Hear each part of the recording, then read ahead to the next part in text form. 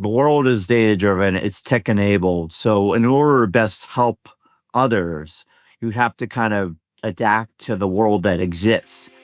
Hey there, welcome to the AI Sidekick, the show designed to help you banish your AI anxiety. I'm your host, Ryan Heath, from Robin AI. On this episode of the AI Sidekick, I'm joined by Colin Levy, who is a powerhouse in the legal tech world. He's the author of The Legal Tech Ecosystem, co-author of CLM for Dummies, the editor of the Handbook of Legal Tech, a columnist for today's General Counsel, and he's got a day job, General Counsel at Malbek, the CLM platform. Welcome to the podcast, Colin. Thanks for having me. Now, legal tech is obviously booming, maybe not its first boom. And alongside that, there is a bunch of AI hype.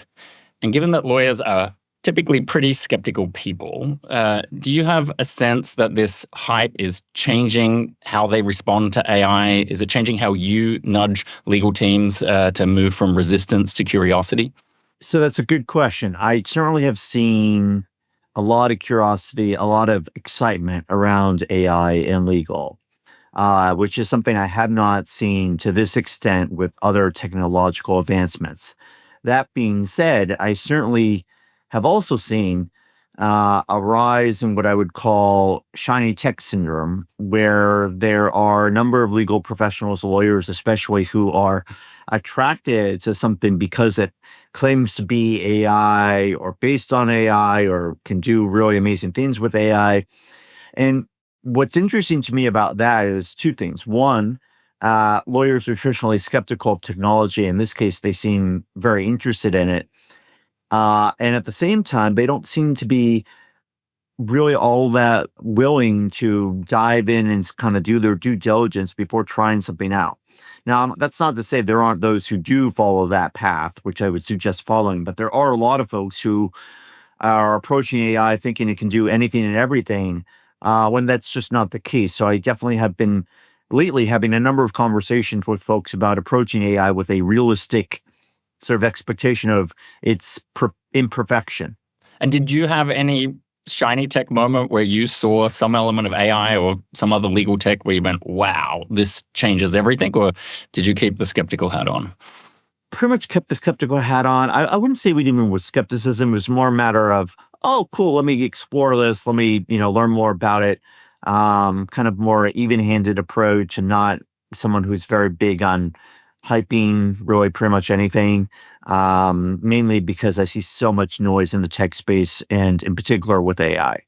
And given all of that noise, are we at a position or a point now where we can judge that AI is more than just the step change, the next generation of legal tech, that it's something fundamentally different? Or is the jury still out on whether it really is a different beast? So I would say it's a bit of both. AI is certainly a major step forward and definitely is influencing and changing the landscape of tools that exist.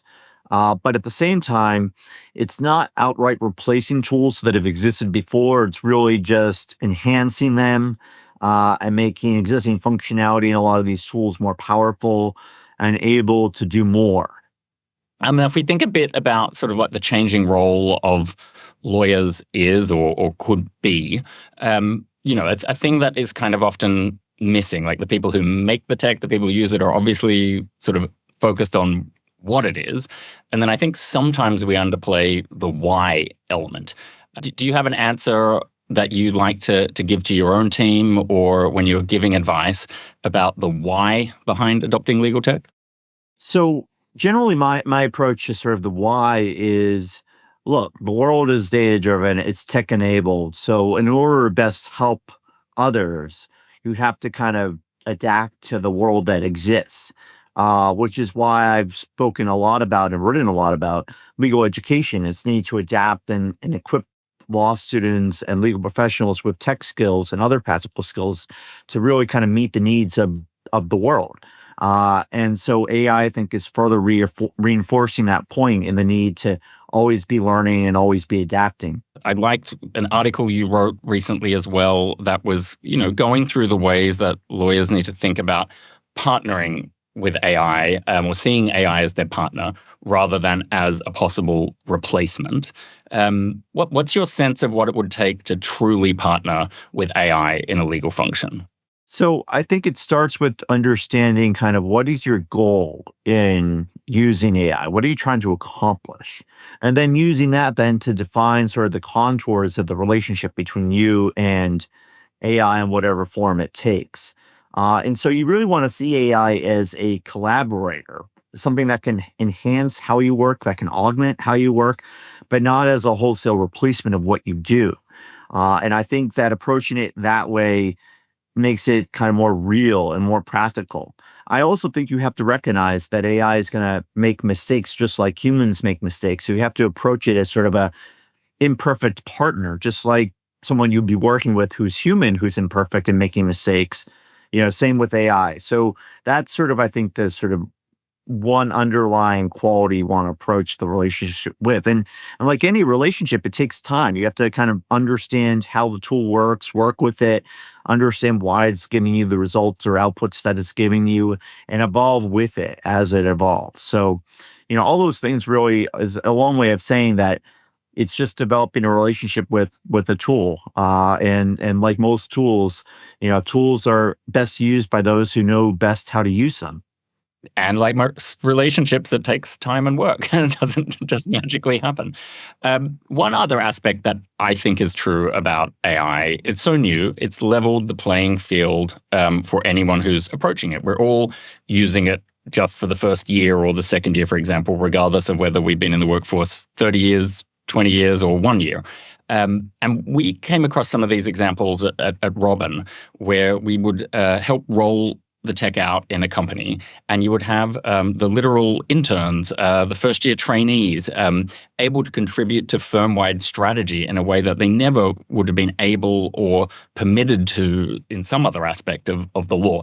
And that made me wonder, or makes me want to ask you, whether you think AI will sort of fundamentally change the legal career ladder or the relationship between, say, a paralegal and a second-year associate and a senior lawyer compared to what has existed for decades or even centuries. Without a doubt, it will. It absolutely will change the relationship. It will change the types of work that is performed by paralegals, by associates. I read recently about one law firm that is hiring less first-year associates because of AI. Which seems a little extreme, but also not out of the question. I think really what it's going to ultimately sort of beg the question of what exactly does it mean to be a lawyer? What does it mean to be a paralegal? Does it mean to be a legal operations manager? And what that really kind of translates into on a practical level is what types of tasks are still needing to be done by humans, what can be done using AI, what can be done sort of by both human and AI. And that's going to take some time to kind of really, I think, play out, given that AI is still in its infancy, still evolving, and humans are still kind of in the infancy of their relationship with AI. So there's a lot of factors at play there. But I think those best prepared for the future will be those who are thinking about these things now and doing their best to kind of equip themselves with the skills and mentality to approach technology with an open mind, with experimentation, and with a desire to always be learning. Yeah, I agree with that. I think if you are not making the effort now to learn, some kind of unknown big leap forward is going to happen. And if you find yourself starting at the first block, you're going to really struggle to catch up if that sort of thing comes and hits you sideways. Now, thinking about some of the sort of the longer textbooks that you've written, I really like the idea of the CLM maturity model that you talk about in CLM for Dummies. And with AI sort of now becoming part of CLMs or companies competing against CLMs as native AI companies, I wonder sort of, are there new levels that need to be built into that model that you're thinking about? And you've talked about sort of the handoff protocols that might need to be developed between the machines and the humans.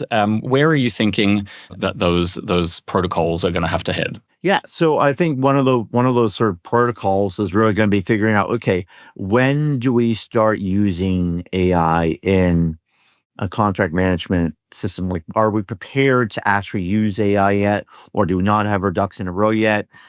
It's a similar question to what we always ask of anyone who's interested in our solution, whether they're actually prepared for it or not. Because if you don't have your documents organized, don't sort of already have a process, don't have sort of everything somewhat centralized, it's just going to require a lot more work to be prepared and make best use of a CLM, because a CLM can't fix problems that aren't, CLM focused, meaning, we can't fix an organizational problem. We can't fix a cultural problem. We can't fix a process problem. So that's kind of the type of thing you have to approach it with.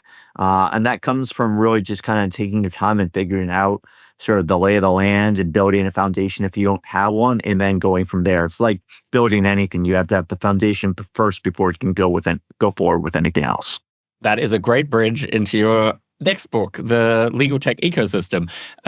And the question I had there was sort of what are your latest strategies about ensuring legal technologies can be used to enhance rather than disrupt legal practice? It starts with people. I'm a big proponent of a people-first strategy. So it starts with understanding people, understanding how they work, why they work, their degree of satisfaction with how they work, and what they think could be made better. And using that information then to guide your analysis and evaluation of potential tools. Because if you start evaluating tools without understanding your people, you're going to end up with a solution that may be great for you, but likely not great for anyone else, which means it may just be a tool that just proverbially sits on the shelf and collects dust, which has happened countless times, which then hurts further adoption down the line because everyone saw the process play out. It didn't play out well, and they're more reluctant now to proceed with another process of adoption because they're like, why would we bother doing it again when it didn't work out that well the first time? Yeah, that's tough. I do see that where people sort of, not that they roll their eyes at the AI, but they think, oh, we've done this expensive, complicated adoption before. Like, call me in a year when you've figured it out. Sometimes the reaction. Exactly. People have memories, and they have long memories, especially with negative experiences. It's kind of a funny quirk of humans. We tend to remember the negative things more often than the positive things, which is not great.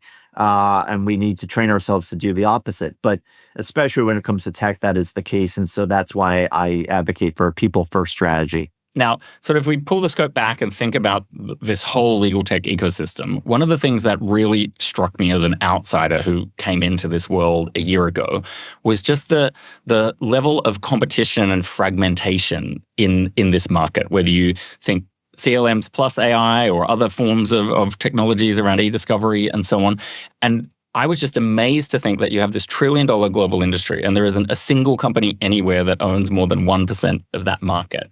And so my question to you here is, do you think, eventually companies are going to have to start partnering up or merging, or is it just the nature of the legal industry that it's always going to be fragmented like this? And maybe that's the feature, not the bug. So I think it's a little bit of both a feature and a bug. And I think it's an interesting question in that for a long time, the legal industry has long been one that has been made up of fiefdoms. Everyone wants to do their own thing, wants to do things their way. And that comes from, I think, lawyers just wanting control and not willing to give up that control. In the context of legal tech specifically, I think what's going on is it definitely is becoming more crowded, and as a result is also becoming more fragmented. But I think what's going to have to happen at some point is further consolidation among tools and companies, because a lot of them do very similar things. And often there's not a whole lot of distinction between the different companies that do similar things. So I do think there will be consolidation, and certainly that will be likely to be facilitated by AI, but I'm not a big fan of making predictions because I do think that the future in some ways is unpredictable, but I do think history can sometimes be a guide. Yep. I think that's very, very wise. Now, if we think, maybe I'll give you the hardest question then, because this will be an advice question, which is, do you have advice for legal teams to kind of like, not just pick tech that's going to work for all of them, but actually go to that next stage of creating meaningful business outcomes, whether that is now we're creating data assets out of everything that's in our documents or something else. Like, what's your best advice about getting to that next stage after you've bought the stuff? Well, it kind of goes back to a point I made earlier, which is you have to define what that next stage looks like. Once you define that next stage, specifically and not just sort of some generic, broad, a vague statement of a goal, then you can figure out, okay, what are the steps required to get there? And often it will start with understanding, okay, we're here. It's sort of getting to this next step, but we need to get there. So we need something to get us there. And after that, then we can see where we are and go from there. And I think it's sort of a stepping stone type of process. It's kind of like actually how my career has been, and that a lot of opportunities I've had have been stepping stones, even though I didn't necessarily realize it at the time. And I think for businesses, sometimes they have to take a step back and look at those stepping stone moments and see them as such, and then go forward from there. I think sometimes the problem is companies really want to get from A to Z without doing the steps in between, and that just isn't They just want always A and Z. right. And that is often problematic because they get to Z at least ostensibly, but then realize that it's really just a house of cards and things are just falling apart. Yeah. Well, picking up that idea of the stepping stone, the first stepping stone is your legal education if you want to be involved in the industry in some way. What's your biggest sort of frustration with what people are learning as they embark on their legal degrees and other education courses? Do they need to be demanding or expecting some other way of learning and studying in order to be able to thrive when they're now going out into this sort of work world that does have a bunch of legal tech in it? Yeah, so I have a lot of frustrations with legal education, but I think my biggest is the steadfast focus on theory over practicality. At least here in the U.S., law schools focus so much on theory and so little on practicality that leaves students, when they graduate, fairly unprepared to become lawyers, and then realize they have to go through more training, often done by a law firm. Well, I think now law firms are slowly realizing that they shouldn't necessarily have to be the ones providing that training, nor do they want to be the ones providing that training. And so I think that's going to require law schools to embed in their curriculums more practical skills training through not just externships and internships, but through and clinics, but through actual classes that integrate practical skills, exercises, and introduction of tools throughout the whole, law school experience, which some law schools have already been doing and others will need to. Sorry if this feels like a jump to a random topic. I realized I should have organized my questions a bit better.